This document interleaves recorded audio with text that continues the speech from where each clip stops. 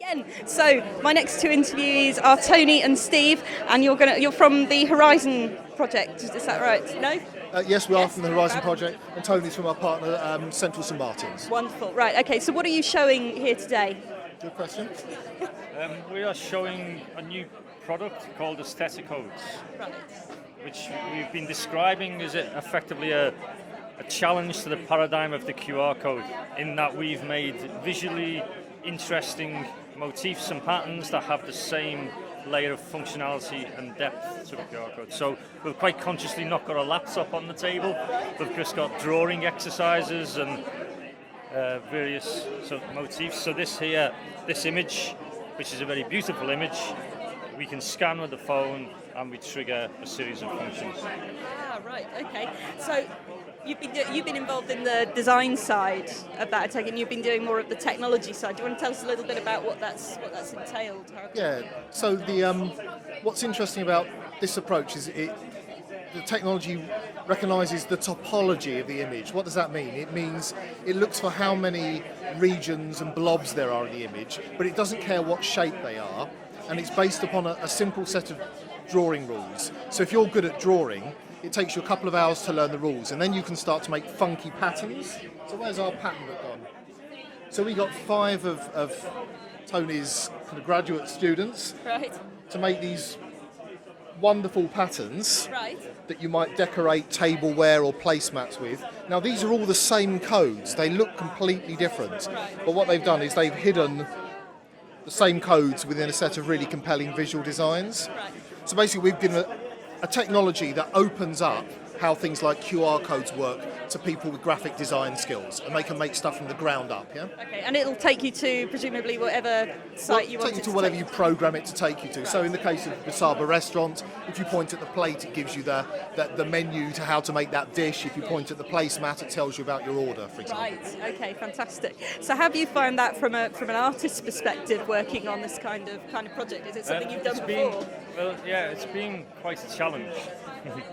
Because we were faced initially with it's been a really interesting project, because initially we had some quite strict parameters. And then myself and then a colleague, in the design studio, we went through a very slow, iterative gestation of which of those parameters were useful, which weren't. And we slowly sort of started to ignore some of them or challenge some of them.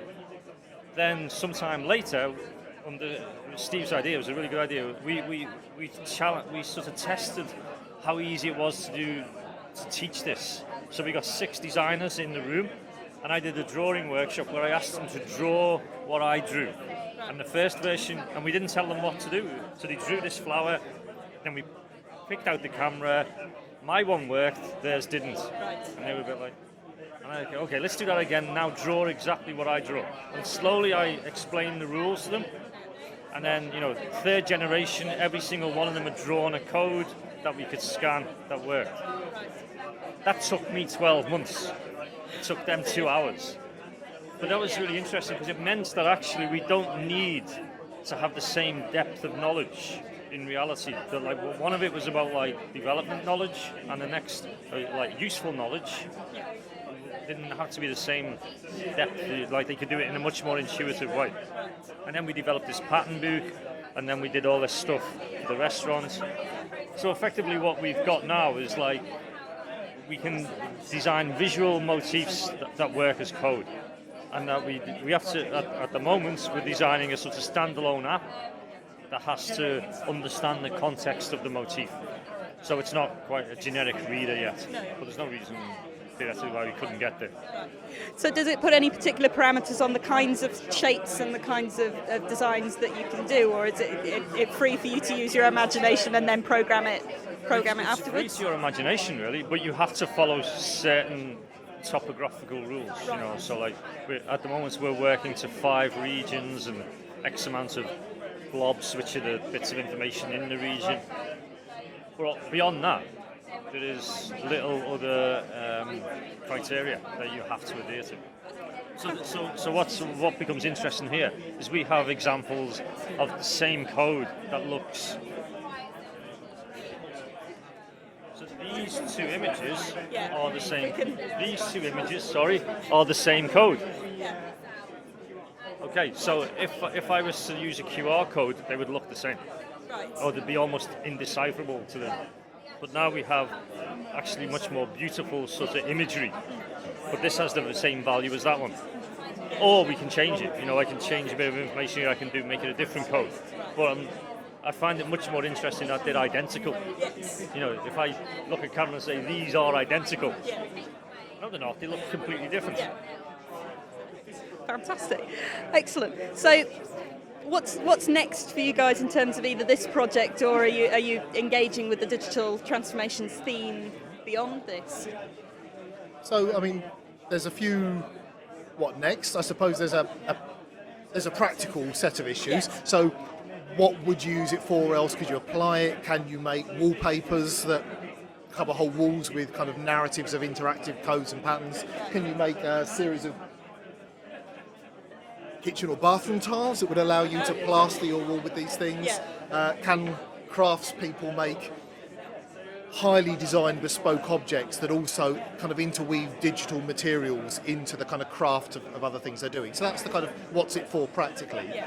I think from a more kind of research point of view, I think the question it's opened up is how can you express or create technologies that are where the core rules are really understandable by people with creative design skills. And I think if you could do that with more technologies, then you would open them up to much, much more creative use. And so I think the question is, how could you reproduce that finding across a whole range of different technologies? Yes, because it's an incredibly playful way of using something that was really just designed to help people move packages around the place as a concept. So no, that's fantastic. And the problem is that most of the technologies we have, certainly most of the sensor technologies that involve cameras and things like that, no one really understands. People who are making creative use of them don't really understand at the guts how they work. It's not even open to them how they work. And at that point, if you don't know what the constraints are properly, you can't then creatively work with the constraints. And I think that's a really big lesson. Excellent. So, have you had a chance to have a wander around? Is there anything where you've seen some of the other stands that you've thought, wow, that's... I like this one next to us. I like the Heath Robinson effect. I actually like how visually interesting that is as an object, and it's illustrating a bit of technology as well. So, but I have not much chance. We've been quite popular. Yes, we've had to battle to get to get to you guys to interview for you. me, what I find potentially interesting about what we've done here is that, you know, like we've proposed a paper from codes to patterns, and it feels like it's a sort of retrograde step, sort of philosophically, but actually we're opening something out and making it much more visually interesting.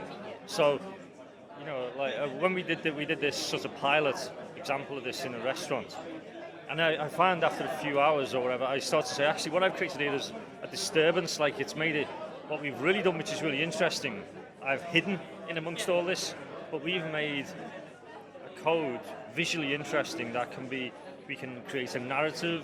We've got some of the codes that when they're overlapped on top of one another, they create more complex codes. So we're creating a narrative, a storytelling, if you like, which is essentially about code, which could be about point of sale or, you know, recognition of objects. But we're getting this much more playful, poetic storytelling, visually alluring experience in those objects. Fantastic. Thank you ever so much. And I know you have been very popular and we have had to battle to get to you, so I think we shall move on. But that looks absolutely fantastic. Where can people go to find out a bit more about your project? Come here. Well, I think if you search Aestheticodes, there is an Aestheticodes website, or look at the Horizon Digital Economy Research Centre. You can download the software to have a play, you can download the demo app, and you can also take a look at all of the designs the students made as well.